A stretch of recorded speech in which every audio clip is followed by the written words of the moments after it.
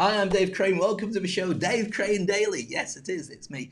I'm going to share with you on this show some amazing revelations. I'm going to show you how to rock a live audience, and I'm going to show you when I worked with Kanye West.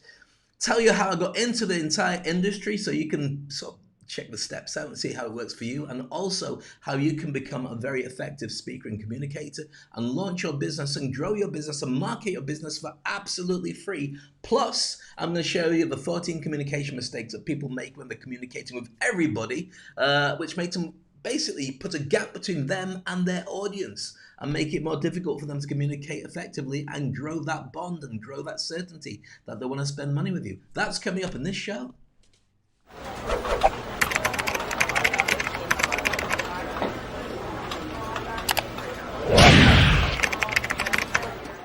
So there we are. Welcome to the show. How are you? I'd love to know where you are, how you're doing. Comments always really good. Share it and like it so more people get to see it, and I'll carry on doing it. That's a lot of hits, isn't it? Yeah, thank you. So first of all, let me tell you a little bit about where I got into this whole industry in the first place. I remember going back to I was about 15 or 16 years old. I'd just about left school, going on to sixth form, and my parents turned to me and said, "Dave, would you like to tidy your room?" And to which the answer is always no. So, well, would you like to decorate your room as a summer project? Which case the answer was, not sure. Can I ask you a question? Yes, you can. Can I make it any color I want to make it? Yeah, you can. And will you pay for everything? Yeah, we will. Woohoo! Quid's in, I'll do it. And so they let me choose the paints and colors, and I did it tastefully because I had plans involving girls. But the thing was, during that summer, I listened to Radio 1 in the UK. Radio 1 in the UK was at the time a top radio station, had all the best DJs in, all the best fun, all the best music. I mean, now there's about 1 million stations, but in those days, what I loved about the summer that I spent there was they had a thing called the Radio 1 Roadshow. Radio 1 Roadshow had all the best DJs on their live shows going to different parts of the UK. So they'd be in a park in London or Manchester, Leeds, or they'd go to the seaside, Blackpool, Brighton, wherever, Bridlington, and basically thousands and thousands of people would go along, see their favorite DJs on a big stage, talking to the audience and bringing on bands who would sing maybe one or two of their chart songs, but the whole experience was great. We played some games and so on. So I listened to this and I was thinking, oh my goodness, I'd love to do that. It would be fantastic. And that's how this came about.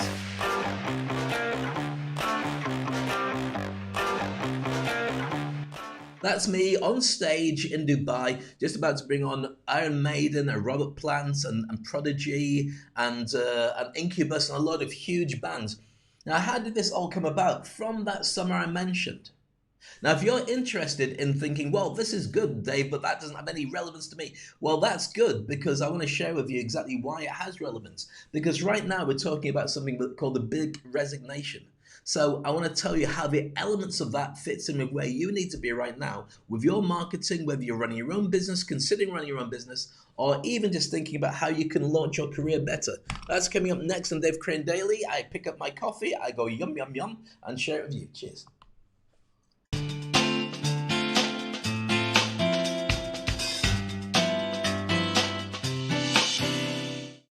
So right now there's a thing called the Great Resignation, which I've talked about at length many times. And what it is after lockdown, people are thinking, I don't want to go back to a 9-to-5 job. I quite like working my own hours. And I don't want to be that far away from my family because now I actually like them. If I haven't divorced them, I'll keep them.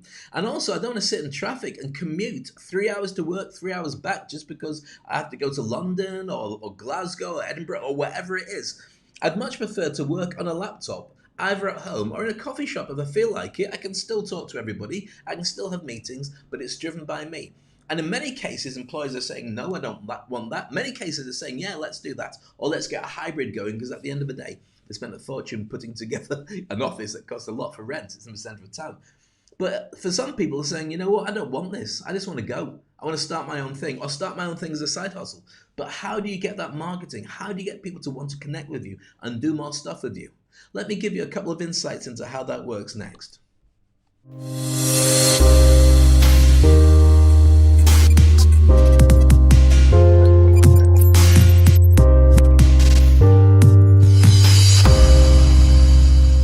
So it's all about creating creating your business so you can pitch it. So I've got a system lined up for you right now for $19 where I'll teach you how to work a live audience and how to be able to pitch your audience with anything that you're working on. So you can talk to them about what your business is, you can work out how they want to hear about it, and you can get every audience to sit inside the palm of your hands in 7 seconds. And it sounds ridiculous. Check it out. Here's a website, speakonstage.com, pitch your business. And it's really effective. For $19, I promise you it will change your life, especially if you're worried about how to start talking to an audience. Similarly, if you're at a level where you say, Dave, I know how to work an audience, but it's my brand that's suffering. I need to be bigger. I need to be more effective. I need people to want to work with me.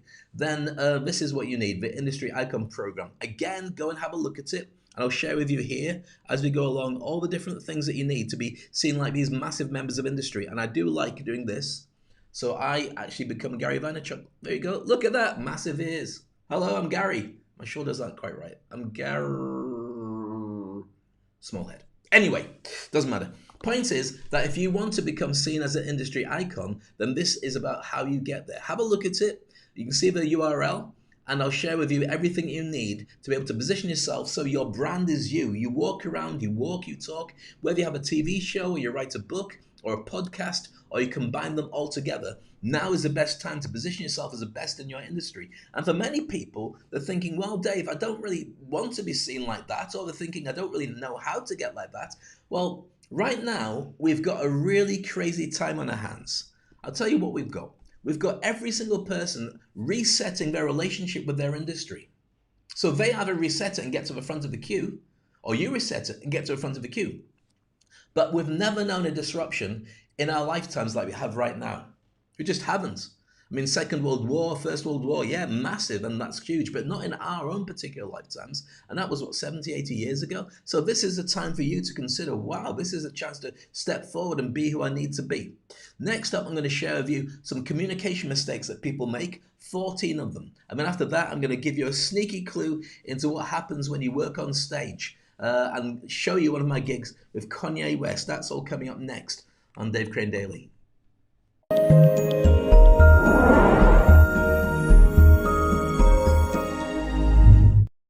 So as promised, I said I'd share with you the 14 faux pas or big communication mistakes that people often make when it comes to working with any kind of audience. And it's a huge mistake to get these wrong. And most people don't know about it because everybody does it, because everybody learns from everybody else. And now it's time for you to step forward on it. And if you want to know where to get these things, by the way, go to Flipboard, which is my favorite website.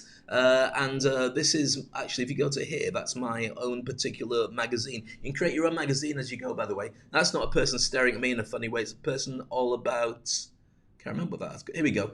This is all about how to be vulnerable. Everything to do with speaking, disruption, creating your own business, marketing, I put into my own magazine, but you can create your own magazine there as well. So it's really effective. The one I want to talk about and look at is how to escape making these faux pas, these huge mistakes. And we're coming up to, by the end of the show, I'll share with you Kanye West on stage and what it was like to be there to do it. All that coming up soon. So, big mistakes people make. And there's my Black Panther.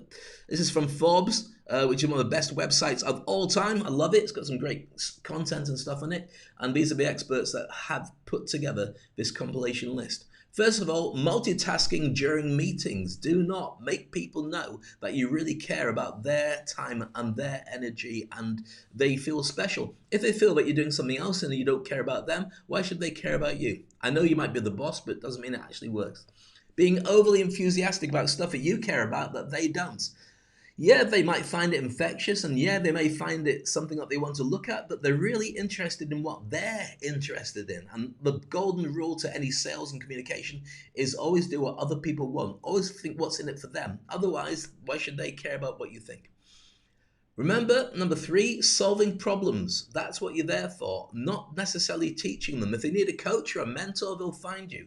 In most cases, you just want to get that problem over and done with, so bear that in mind and don't waste their time. Number 4, not putting yourself in the shoes of your audience. As I said, what's in it for them, but also, what are they thinking? What do they want? What do they see when you're there talking about things that have no relevance? Have to think that if you want to stay relevant to them. Number 5, looking at your cell phone while communicating. Yes, I know it's tempting, especially if somebody calls. Here's the thing, I've got a slight disagreement with this. I don't think there's a problem with telling people there's a call. But I think that you've got to judge who they are, what the situation is, and what your relationship with them is as to whether you can get away with doing that. 99% of the times, people will wait for your call and they'll talk to you. I've only ever had a few times where I've missed a call and they needed somebody there and then, and so on. But that's very rare. And if people do that, then number 6, forgetting to pause. Whenever you speak, whenever you share information, it's not about what you say, it's what they receive. Now, I'm recording this, so therefore you can see it, pause it, write it down at your own leisure. But normally you should pause to make sure that the person who's paying attention to you has received it the right way. Otherwise, you won't know, and you just pile stuff on top of them. So that pause makes a huge difference. See what I mean? Yeah. Number 7, succumbing to listening blind spots. Again, not finding that connection with them. Make sure that you are listening for their feedback. Make sure you are working out from what they say and what they don't say, what they really want from this conversation. And it does change. And it's whether you're talking to your kids or you're talking to your partner or you're talking to your colleagues or talking to prospective clients. All the time they're leaving clues about how the organization wants to work with you and also how they feel about what you're saying and what you're not saying. So pay attention to that if you want to make them feel that you're there for them all the time. Number 8, a massive challenge, especially when you're online. Gossiping, do not do it. Be kind. Because it's tempting because it seems so intimate just being you and them, but you don't know what's being recorded and you don't know what could be played for somebody else outside of that. Just like emails and everything else, just don't do it because people judge you by that. Number 9, using too much jargon. Keep it simple, stupid. KISS. The more that you go on about things, the more you make it more challenging for people to look at you and say, wow, that's a really smart person. What they want is not smart, they want clarity. Think about Oprah Winfrey.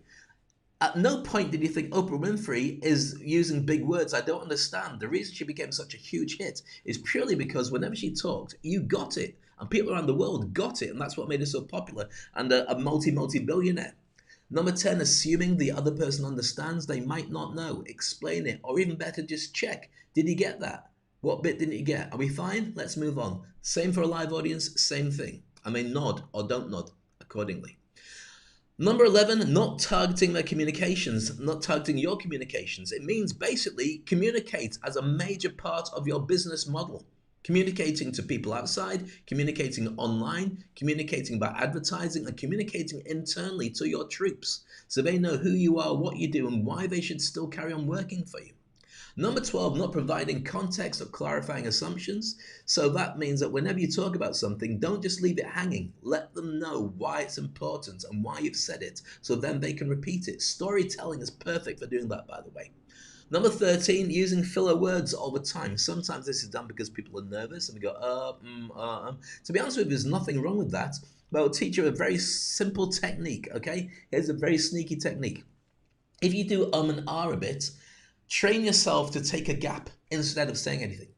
So instead of saying, I don't want to go shopping, you can say, I don't want to go shopping. That little gap makes it look like you're really considered and you're really smart. And people go, brain box. See? Difference it makes. So miss out on the gaps, filler words, and leave it with an actual gap. And it's great. And number 14 is not saying thank you.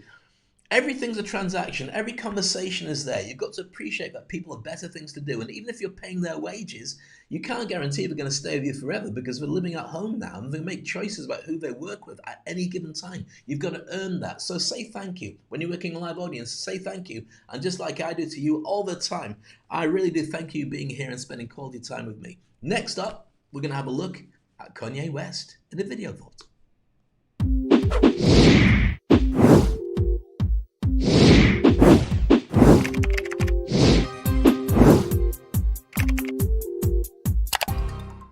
So I want to put this into some kind of perspective. I worked with Kanye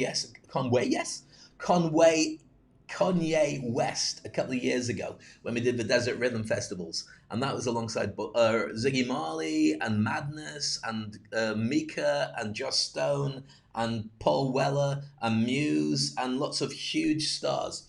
Kanye West was an interesting guy. I've got to say, he had a massive entourage and they weren't very polite. So my job is to work an audience and think about what I told you about at the beginning of a show, about the story about getting connected and so on. So you're working a stage, you've got all these artists, you bring them on, you get the audience all excited and all wound up. Then the artist goes out to a hot audience. Now suppose if you're a massive star, you don't care whether there's a hot audience or not. You just know that they paid money and you don't get to see them. And so maybe that was the case here, but just enjoy. This is my take on working a live audience and working with a big star like Kanye West.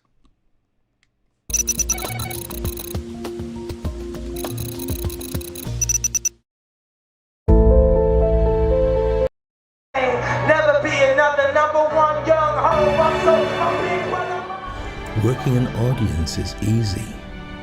You just have to show you care. When you get the Wi-Fi code of what makes them tick, you can take them on a journey of excellence and excitement and engagement. And as long as they believe that you care what's in it for them, they'll follow you around the world. Learn to speak on stage.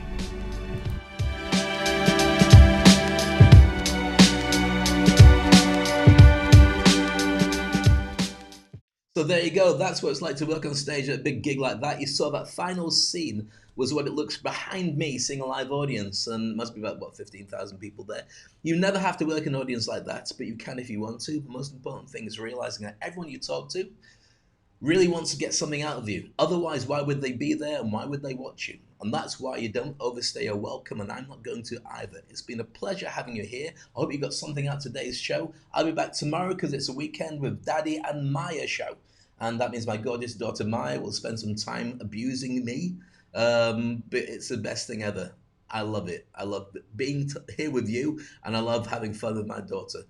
Have a great day. Enjoy your work, whether it's weekend or play, and I'll catch you next time on Dave Crane Daily. Ta-ra.